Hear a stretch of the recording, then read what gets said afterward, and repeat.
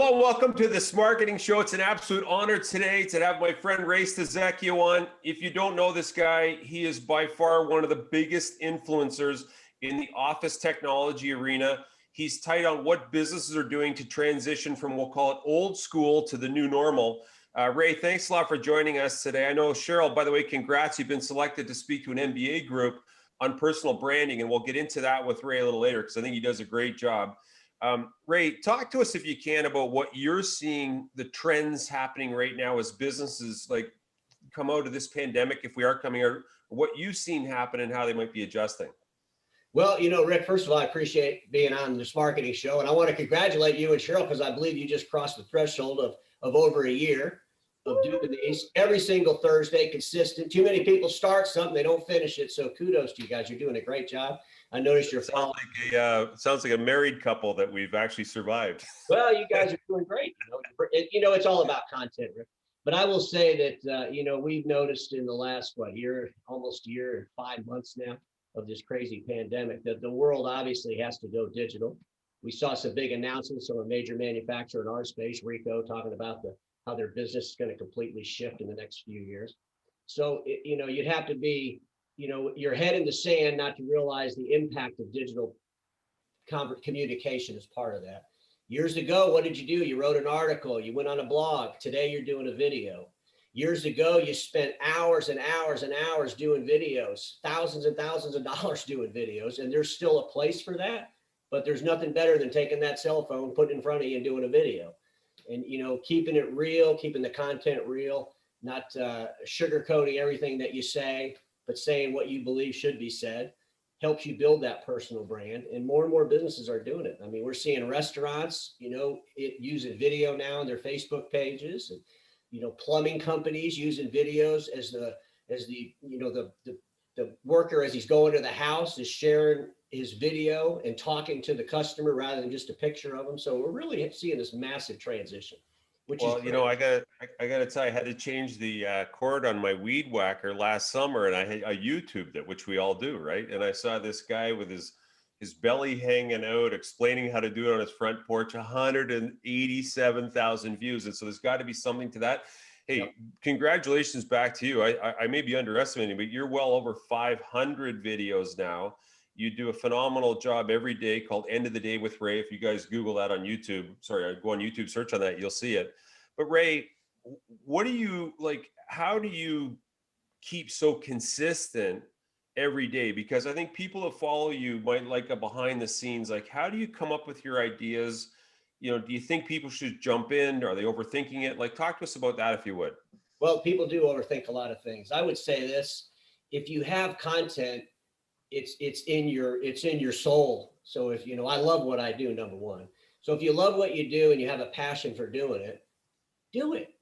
And if you love to communicate and you can communicate to people, trust me, when I first started doing videos, they literally, can I say sucked on this? I don't know if you guys are family friendly or not, but they were terrible. They were terrible videos. But as you continue to do them and you get better and better, it used to take me 20 takes before a video. Today, I pretty much do it in maybe 1 or 2 at the most.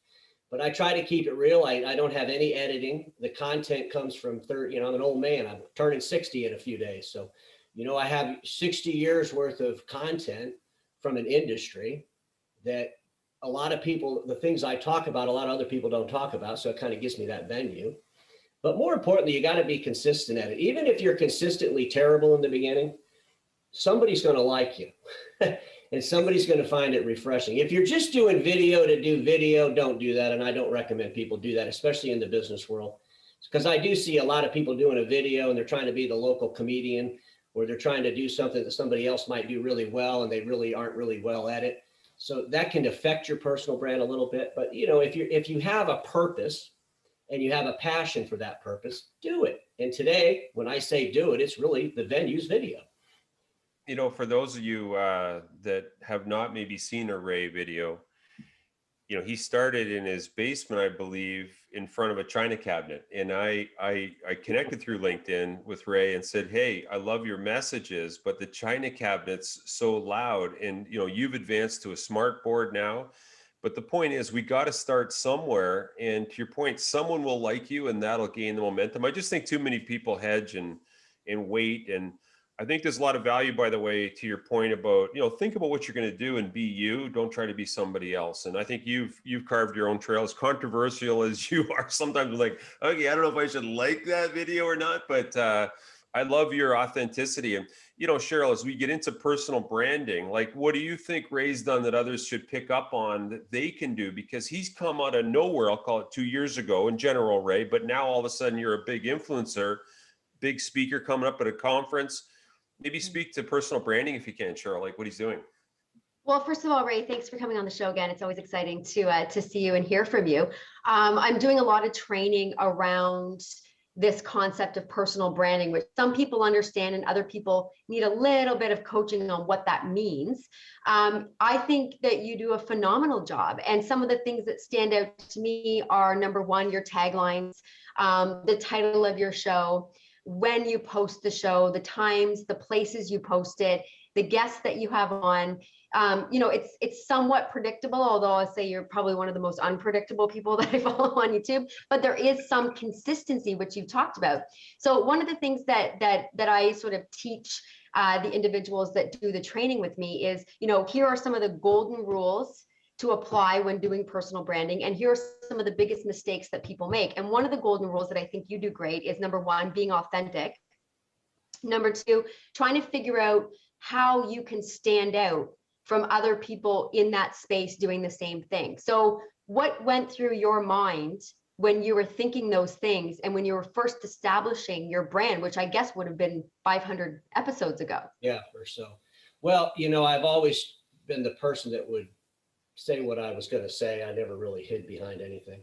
I think you either are that person or you're not. And a lot of time, you can't create passion. You either are passionate about what your principles are or what your core vision is or your mission in life is. So if you have that, then you want to take that. The video is just a tool to exercise what you want to do. That's all it is. It's a tool. But, I think a lot of times we put way too many rules on personal branding. And if you're working for a corporation, let's just be honest. If I was a 60-year-old executive working at a major manufacturer in the imaging channel or that copier space, I wouldn't be able to do the videos that I'm doing. They would fire me. We all know that. So I'd have to change the whole entire talk track and talk about something that was probably something I wasn't passionate about or I didn't believe in. It probably wouldn't work. But because I'm an independent person, I can do whatever I want. And then I can be judged by the people that watch it or they don't watch it. And as long as it's legal, moral, and ethical, there's nothing wrong with what you do. I mean, you might be controversial, but controversial is part of that personal brand, if you will. So you are, when I look into the marketplace or I see maybe there's an article that's been written or maybe somebody's talking about something that I have a different point of view on, I don't have a problem sharing that different point of view, no matter how controversial that might be, and welcome the engagement. If somebody wants to talk about why I'm wrong or why my point of view should be corrected, I'm more than gladly welcome that. But I will tell you this, as I watch people with their personal brand, especially in the LinkedIn platform, don't get so focused on reactions and likes. Too many people get too focused on that because it's really about how many people are viewing it. Because let's be honest, if I'm talking about an OEM in our space, I'm not going to get anybody from that OEM to like that message, but that doesn't mean that they didn't listen to it. That doesn't mean that they didn't get something out of it. So if you chase the likes, you're going to develop content that's probably more in the middle that doesn't do anything for anybody, but everybody likes it.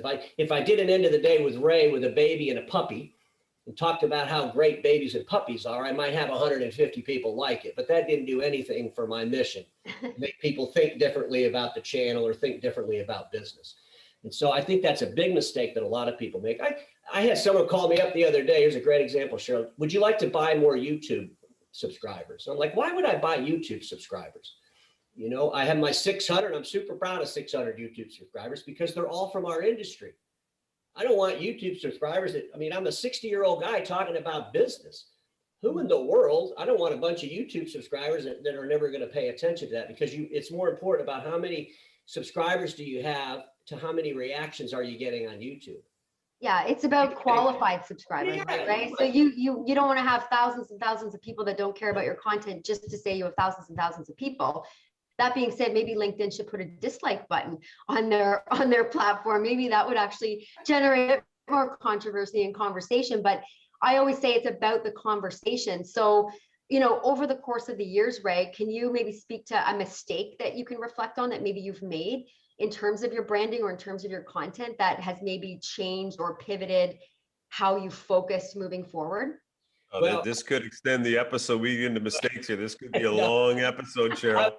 I would just say this. Here's the deal. I try not to think too hard about that because it takes away the creativity. And, I mean, trust me, there's been emails sent to people, complaining about me. People don't like me in a lot of different areas. And then maybe 4 months later, I'll talk about something that's passionate for them. So all of a sudden they like me again. So if you start to change your mission or your vision based on what you think how they're going to react to it, you're not going to be real. And it's so important with video because you can't fake it in video. You could fake it in an article. No one really knows you're not there. They can't see your facial expressions. You publish it, you hit post, you're done. But when you're doing a video, they can sense it, they can feel it. And that hopefully they can. That's the purpose of doing a video. So I really don't try to look back on that. I mean, obviously you don't want to do anything. There's three things. You don't want to be illegal, immoral, or unethical. Yeah. I like that. Obviously people will define those things in their own definition, but as long as I keep to my definition, I feel comfortable about what I'm doing. My last question with branding, is there any content or conversations that you intentionally avoid having on your platforms? No, not really. I mean, I guess some people might think that. I mean, I don't know of any, to be honest with you. Right. It's all open. It's just as long as it falls into my category of, legal, moral, and ethical, I talk about it. Yeah. Cheryl, one of the things I think Ray does really well, and if you're watching right now, he does an end of the day with Ray. You can search on YouTube, you'll see it. I think he's done a phenomenal job of video. I mean, if a picture says 1,000 words, what's a video say? Mm-hmm. Consistency, daily. Now you may say, hey, I couldn't produce daily, but remember the lifespan of a LinkedIn post is 24 hours. Okay. Just think about that, why he's doing it. Don't get caught up in likes. I think that's so important, Ray, because old school used to be who you know. Now I think it's more about who knows you. Yep. And a lady, we've had we'll push 700 people through our LinkedIn bootcamp this month, year to date. And I got an email from a lady on the topic of today. She said, hey, Rick, what do you think makes a great post? And I said, think of it like your wardrobe. Like sometimes you got to dress up and have a little fun. Sometimes you got to, so you don't always have to be straight. And I think you just got to be you, authentic, what you're saying, Ray. And I think that's what attracts people to you is, candidly, I may not agree with everything you say, but I love like the fact that you're being you and you're stirring it up. I also want to congratulate you as we wrap up. Like you're going to be on the cover, I don't know if this is out yet, of a global magazine. And that's, I think, a lot of the great work you're doing online. And tell us quickly, I mean, you're a feature speaker, an upcoming BTA event for office technology resellers in North America. Like, congrats. What are you going to be talking about there? Well, it's the A4 revolution. I coined that, I don't know, 2 years ago. And that's the shift from the big machines to the little machines for those that aren't in our industry. But obviously, if you're not in our industry, you realize you're not using your printer anymore because you're working from home. So when you go back to the office, you probably don't need it. It's going to be a big dynamic shift. And so I'll update the audience on where I believe the A4 revolution is today, where the manufacturers are, and maybe make some predictions about where I see some of them going. But it's always fun talking to that group. This is the most disruptive time of our industry. And I know that, Rick, you spend a lot of time in our industry, so you know what I'm talking about. But obviously the most disruptive, and it's because of the customer awareness has brought that disruption in a way that it's never been before. And we have a lot of absolute challenges ahead of us, but with those challenges come tremendous opportunities to those that are willing to not be status quo, as I say.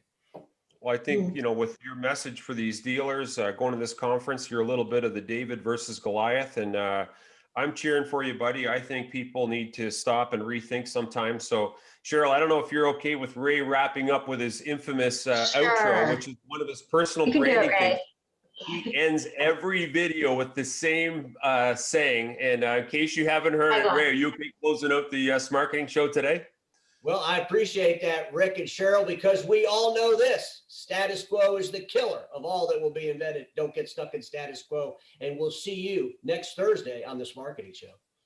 Awesome, buddy. Thank you. Thanks for joining us, Ray. Don't get stuck in status quo. See you next Thursday on the show. All right, buddy. Bye-bye. Bye-bye, Cheryl. Bye, Ray.